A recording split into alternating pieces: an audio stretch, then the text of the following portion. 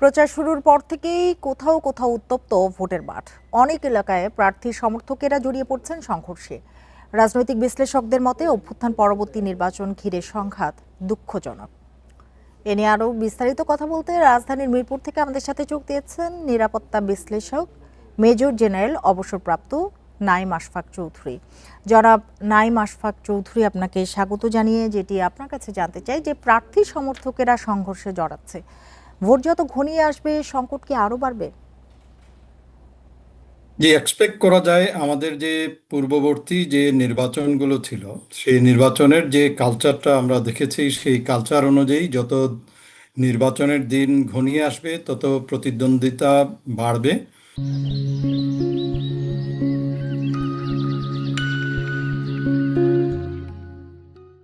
এবং যে বাক যুদ্ধ যাকে আমরা বলি, এক পক্ষ অন্য পক্ষকে ঘায়েল করার জন্যে যে বাকযুদ্ধ, সেই বাকযুদ্ধটা আরো তীব্রতর হবে, যেটা আমাদের পূর্ববর্তী নির্বাচনেও আমরা দেখেছি।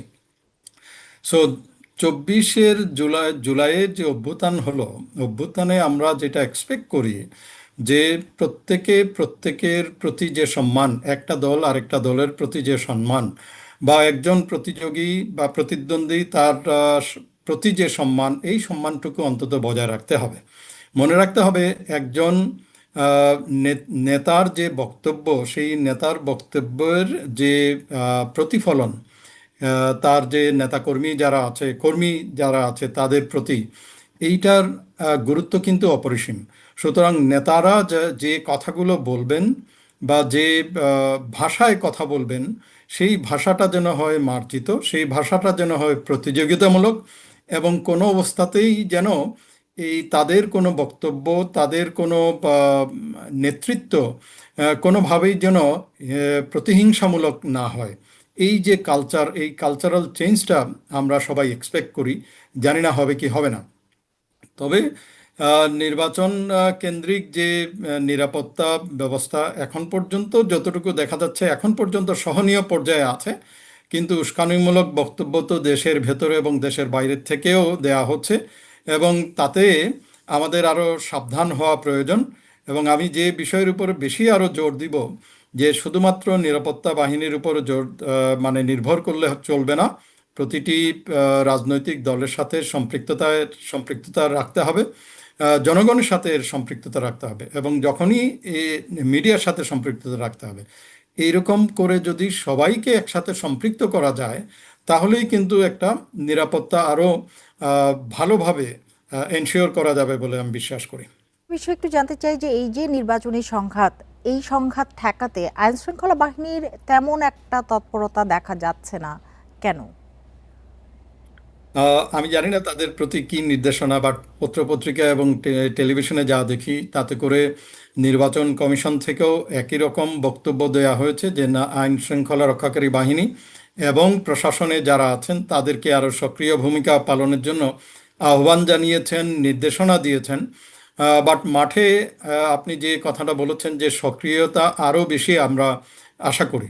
কিন্তু আমার কথা হলো যে শুধুমাত্র নিরাপত্তা বাহিনীর উপরে নির্ভর করে আমরা নিশ্চিতভাবে নিরাপত্তা এনশিওর করতে পারবো তা কিন্তু সত্য নয়।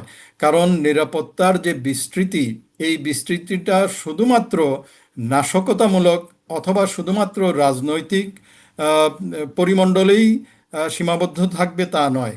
অনেকে এর মধ্যে নিজের ব্যক্তিগত, গোষ্ঠীগত, ইভেন বাণিজ্যিক অনেক স্বার্থ উদ্ধারের কারণে কিন্তু এই কাজটা করবে। দেশি বিদেশি বিভিন্ন মহল আছে যারাও চেষ্টা করবে যে নাশকতামূলক কাজ করে এই নির্বাচনকে একটু প্রশ্নবিদ্ধ করা যায় কিনা, সেই চেষ্টা থাকবে। সুতরাং আমি বলবো যে শুধুমাত্র আইন শৃঙ্খলা রক্ষাকারী বাহিনীর উপরে নির্ভরতা করা বোধহয় ঠিক হবে না। অন্যান্য যে কথাগুলো বললাম, অর্থাৎ সাধারণ জনগণকে সম্পৃক্ত করা, রাজনৈতিক দলকে সম্পৃক্ত করা, ধর্মীয় যারা নেতৃবৃন্দ আছেন তাদেরকে সম্পৃক্ত করতে হবে, ব্যবসায়ীকে করতে হবে, মিডিয়াকে করতে হবে। অর্থাৎ সমাজের সকলকে যখন আপনি সম্পৃক্ত করবেন in order to ensure security, তখনই কিন্তু নিরাপত্তা আরও নিশ্চিত করা যাবে বলে আমার বিশ্বাস। জি, একটু জানতে চাই যে অভিযোগ পাওয়া যাচ্ছে ভোটারদের মধ্যে টাকা ছড়ানোর, এই সংকট দূর করবে কে? এই সংকট রাজনৈতিক নেতৃবৃন্দ যেমন দূর করতে হবে, একই রকমভাবে সাধারণ জনগণকেও এই কাজটা করতে হবে। তাছাড়া আরেকটা বড় ভূমিকা পালন করতে হবে। এক হলো মিডিয়াকে, এবং দুই হলো গোয়েন্দা সংস্থা, ব্যাংকিং, সকল চ্যানেলকে। তো সবাই মিলেই শুধুমাত্র একদিকে তাকিয়ে থাকলে হবে না। এই যে অপসংস্কৃতি, এই অপসংস্কৃতি থেকে আমাদের বেরিয়ে আসতে হবে এবং সমাজের সবাইকে এই দিকে এগিয়ে আসার আমি আহ্বানও জানাবো, প্লাস এক্সপেক্টও করবো তাই। সেক্ষেত্রে সর্বশেষ একটু আপনার কাছে জানতে চাই যে অবাধ ও শান্তিপূর্ণ নির্বাচন নিশ্চিত করতে এই মুহূর্তে নিরাপত্তা বাহিনীর সবচেয়ে জরুরি করণীয় আপনার কাছে কি মনে হয়? আমার কাছে মনে হচ্ছে যে এক হলো তাদের ভিজিলেন্স, অর্থাৎ প্রতিটি জায়গায় তাদেরকে দেখা যেতে হবে।